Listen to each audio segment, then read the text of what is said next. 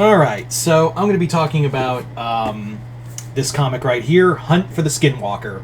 And I'm going to say right now, this is the only time I'm going to say that word, because call me superstitious, but it is getting dark, and if you know the lore of these things, the more you say the word, the more they get interested. So I'm only going to say this word once.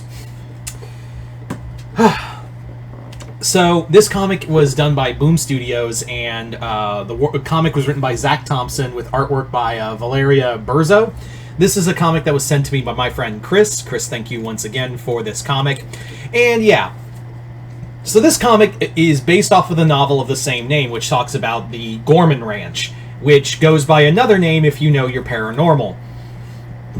So, the Gorman Ranch, for those who don't know, is like goes by a different name. You'll probably if you look it up, you'll probably see it, because again, I'm not saying this again.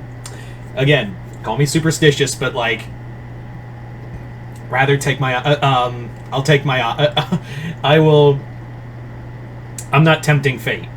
But yeah, this is based off of a novel of the same, a non-fiction novel of the same name, which was part of a paranormal team that investigated the paranormal activity of what is known as the Gorman Ranch, which had paranormal activity dating up to this day, and now the area is prohibited from here on.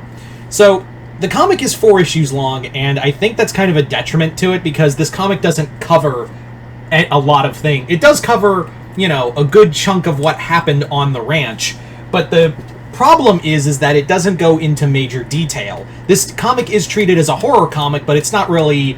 It's more of just telling you what the Gorman family saw at the ranch during their time there, before the paranormal team was there and not. In fact, the comic feels really disjointed. Like, it almost feels like this book was not meant to be transitioned into a comic book in any way, shape, or form, but yet here we are.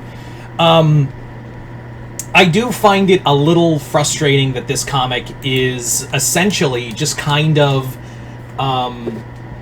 this comic does like have is part of a really cool, you know, myth, is really part of a cool paranormal event and events that keep happening, but it doesn't go too deep into it. Also, I do feel like the artwork, while nice, doesn't really give you that kind of horror feel. It just kind of feels off-putting in a way. The book also has also leaves out a lot of details. It does talk about other, which I do appreciate, that it does talk about some other paranormal events in the Utah area, and it talks about them, brings them up, and talks about, are they connected to the Gorman Ranch? It's really hard to say. So it's that. I do like that they bring up like the cryptids, they bring up the UFO sightings, they bring up all of it. But they don't really talk about the other things that happen. They only briefly talk about what briefly happened inside the house, which I find also fascinating, because it was almost like akin to like poltergeist activity. If you've read the full book, this comic doesn't do that justice of talking about what went on inside that comic. So, I mean, inside that book and inside that house. Because there was a lot of other paranormal stuff that happened inside the house as well, like things being moved, and they only bring it up for like a bit, for like 1 page, and then it's never brought up again. Like, it's the stuff with the like the giant wolf or the alien or the UFO sightings. That's really it. They never really go into full detail, and they leave out other stuff too. They leave out a lot of other stuff. This feels like an abridged version of the Gorman Ranch paranormal activity in Utah. And I feel like that's a detriment. In fact, this comic really just cuts off, like, after 4 issues. I feel like this was meant to get, like, 6, but only got 4 issues.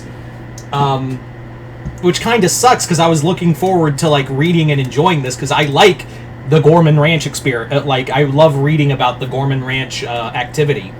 It kind of also sucks because Dark Horse is doing, I can't remember if it's Dark Horse or IDW, but James Tynion is doing comics based around Project Blue Book, which was a series of UFO sightings in the 50s and 60s, and it's all based on the files of Project Blue Book, and it's, I think, still ongoing with Tynion writing it. I'd love to read that comic someday.